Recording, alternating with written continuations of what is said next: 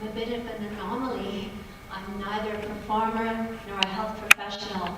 I am an interested observer, however, and what I'm about to tell you is what I have observed after more than 30 years reporting on dance in all its variety, all its form, mostly here in Canada, but also around the world. So let's begin. This works. Oops, just one moment and see if it's not budging. Sorry, technical difficulties. That's it. All right. American modern dance pioneer Martha Graham once said that movement never lies, but the body does. It lies all the time, especially in dance. A more polite way of putting it might be to say that it masks or camouflages or distorts reality.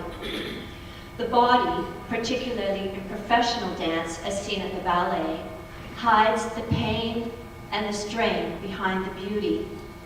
It distracts from the physical, psychological, and emotional discomfort underlying a sinewy line, a sky-brushing jump, a delicate gesture, wispy as smoke.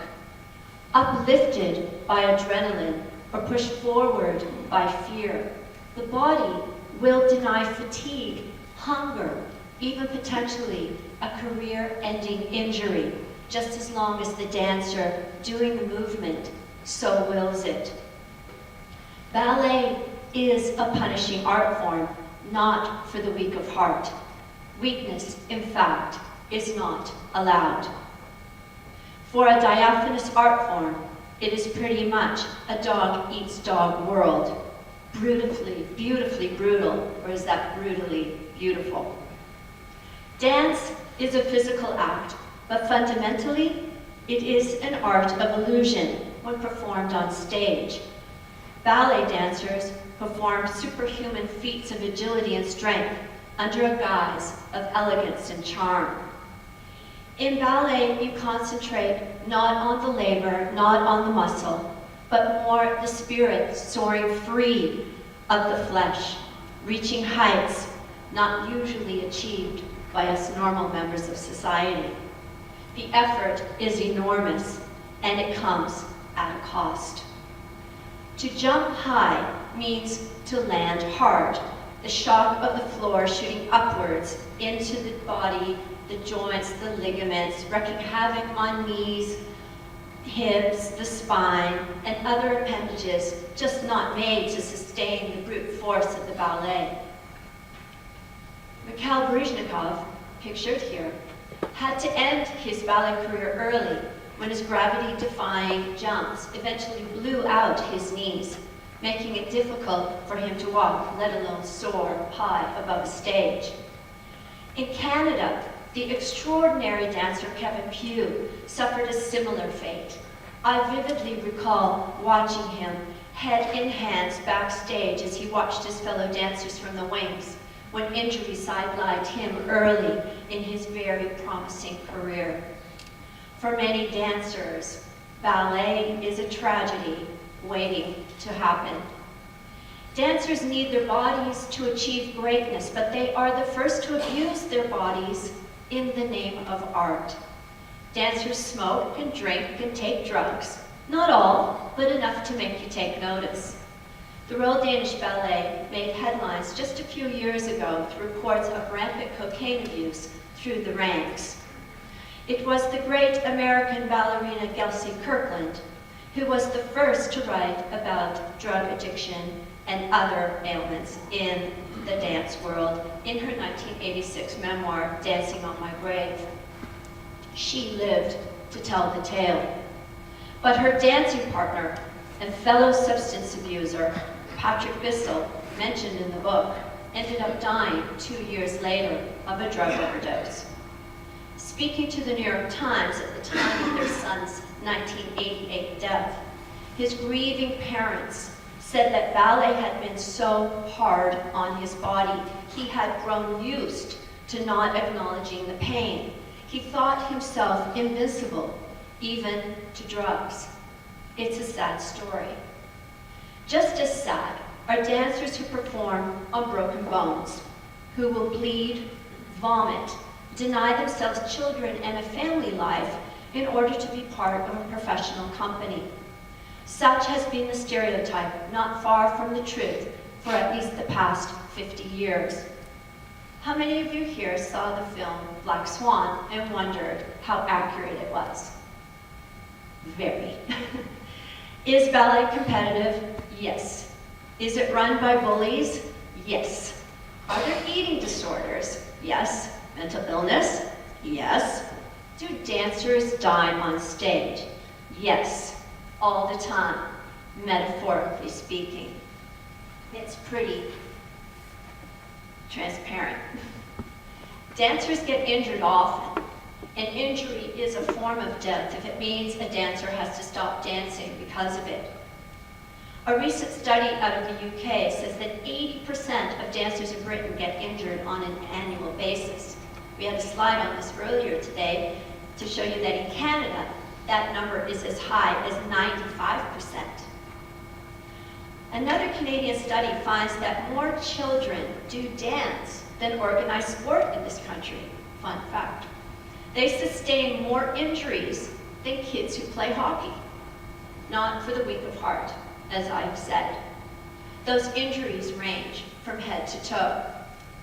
I know a dancer at the National Ballet of Canada, pictured here, who was kicked in the head by a fellow dancer during a rehearsal so hard that she blacked out and suffered a concussion. She was off only a week. More prevalent are injuries to the lower body. 51% of injuries occur in the foot and ankle, 21% to the hips, 16% to the knee, and 9% to the back. Point shoes cause problems all their own. Those satin slippers, they're actually made of hard blocks of paper and glue to give the illusion of dancing on tippy-toe. You may have heard stories that dancers bleed in those shoes. So I'm here to tell you, I'm an observer. It's true. Toes not only bleed, they turn black. Nails fall off and calluses build up between the toes to cushion the daily impact, only adding to the excruciating pain. Dancers, if they do complain, do so only at the very beginning, and then they learn to suck it up, their feet morphing into monstrous shapes to accommodate the unearthly demands of their profession. I had lunch earlier this week with Linda Maberduke, the former National Ballet soloist and past president of the Canada Dance Association, who has authored a book on Rudolf Nureyev, her former partner and the godfather to her now grown children. In the restaurant, she took off her black leather boot to show me the shape of her foot through dark stockings. I could see instantly that it was grossly deformed. There was a bulge that was more boulder than bunion, and when she went onto demi-pointe, her ankle went sideways instead of bending where it should. She told me she once broke her foot and danced on it for 3 weeks, making the ligaments and tendons compensate for the skeletal break. She hadn't told anyone at the time of her ailment, because to do so would have risked being replaced. And that's what every dancer fears, being replaced. It's why dancers will fake it through an injury, wearing smiles on their faces, when inwardly they are secretly dying from the pain. But there are terrible consequences when you refuse to own up to a disability, however temporary. Yet self-denial is rampant in dance. Amanda Green, pictured here, a principal with the Royal Winnipeg Ballet, almost became a cripple when she ignored a minor knee injury, as she called it, that then caused her hip to pop during a fouetté turn while on stage. Michael Nunn, the Royal Ballet dancer who went on to found the all-male dance ensemble Ballet Boys, broke his toe dancing the role of Benvolio in Romeo and Juliet and just pretended it didn't happen until 18 months later it was discovered he had bone fragments floating about in his foot while he danced. Misty Copeland also danced on a broken bone when she made her debut in Alexei Ratmansky's New Firebird, as documented in the 2012 film A Ballerina's Tale. Ditto fellow American ballet theater dancer Cynthia Harvey, who faked her way through a number of performances with a herniated disc in her neck until she almost became paralyzed. Harvey says that dancers routinely fake their way through a performance when injured under the belief that the show must go on. But there is another reason they are reluctant to ask for help. Says Michael Nunn, when you are part of a big company, you're always wanting to elevate yourself within the hierarchy. You don't want to be seen as the one who's injured, so people do push themselves more, especially when they are young. So fear of failure is a major factor as to why so many dancers live the lie when on stage. But this masking of reality can have dire consequences on the dancer's psychological being as well as on their physical selves. Countless stories exist of dancers losing their identity to their art form when they feel they cannot express the truth of what they are feeling. Some have gone mad. It's not surprising. Insanity, in fact, is a major trope in dance.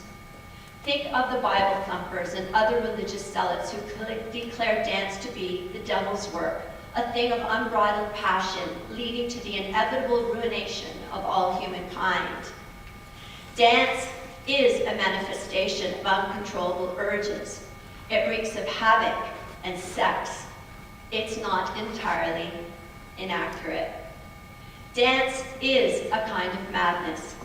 It is instinctive, spontaneous, and connected to the deep, dark recesses of the self.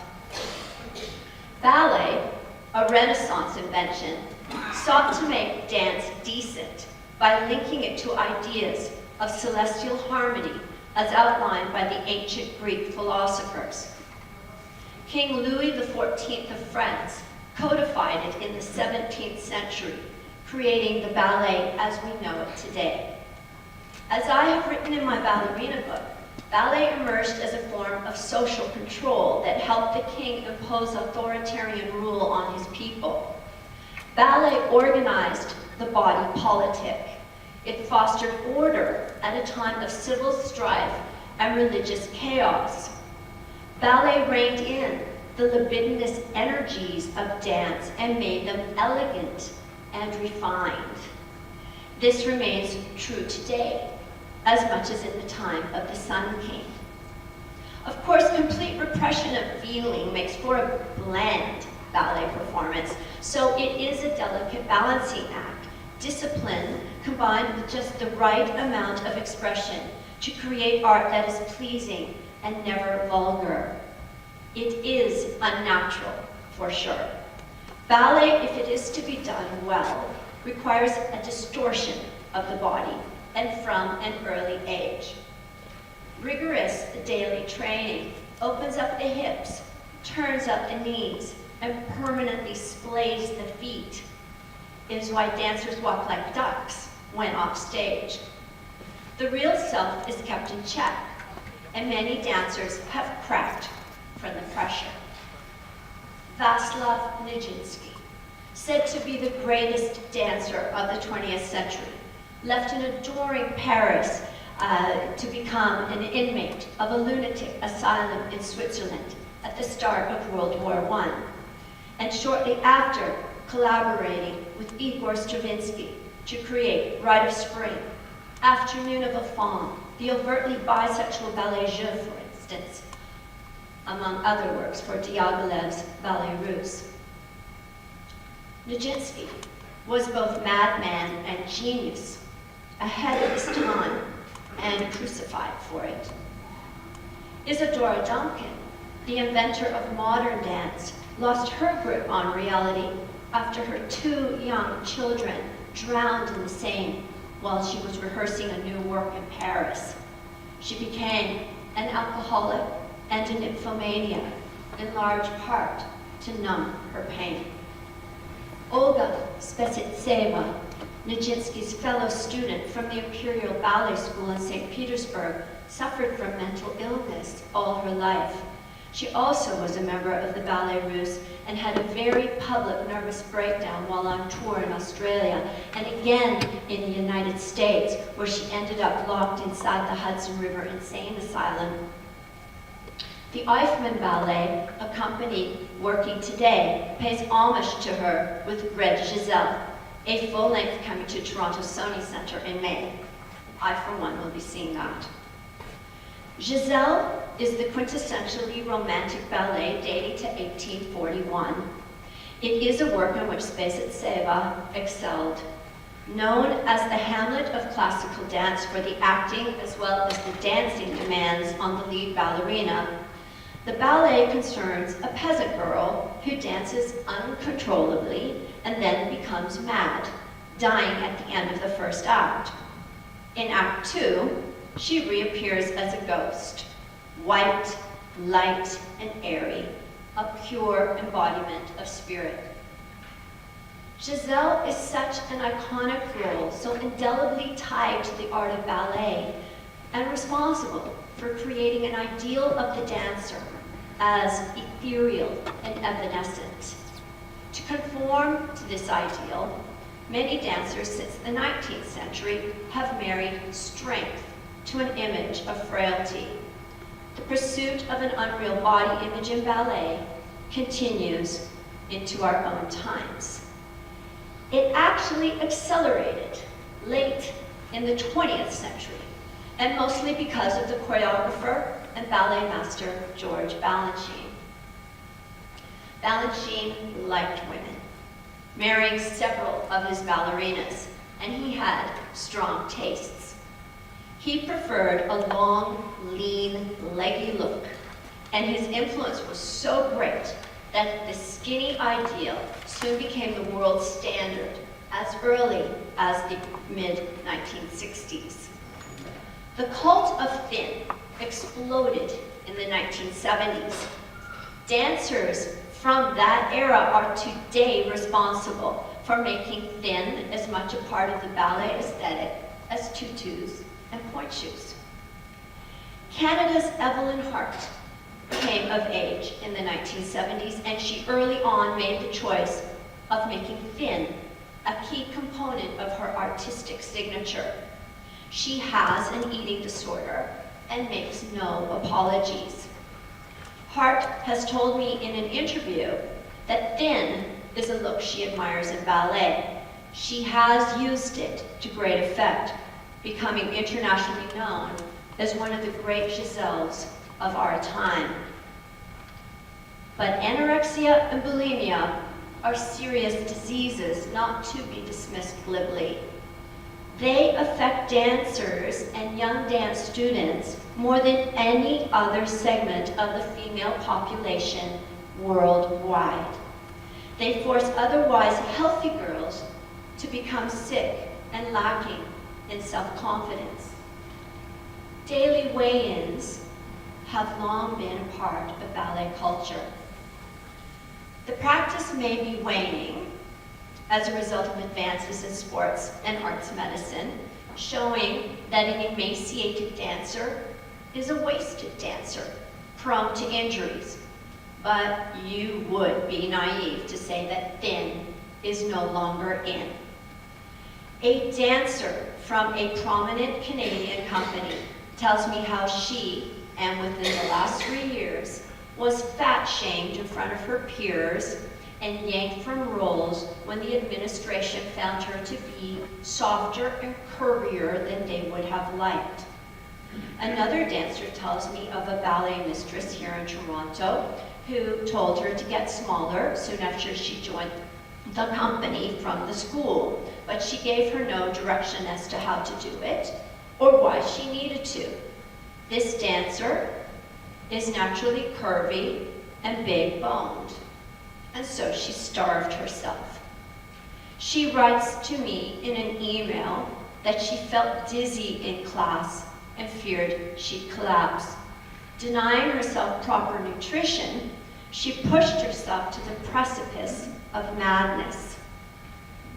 She eventually confessed all to her mother, and soon after got help. She's now dancing in Europe for choreographers who more value her womanly shape. But not all dancers will confess to an eating disorder. It is classified as a mental illness, and it comes with a big stigma attached. So what do dancers do in situations, real situations, such as the ones described above? They generally keep their mouths shut, eating little and saying nothing for fear of losing their jobs. Retribution, I have found, in ballet, is swift and fierce. And so, the culture has to change towards a healthier future and no turning back. Calling out the lie becomes necessary if dance is to move free and in a more body-positive direction. Thank you for the great honor of speaking to you.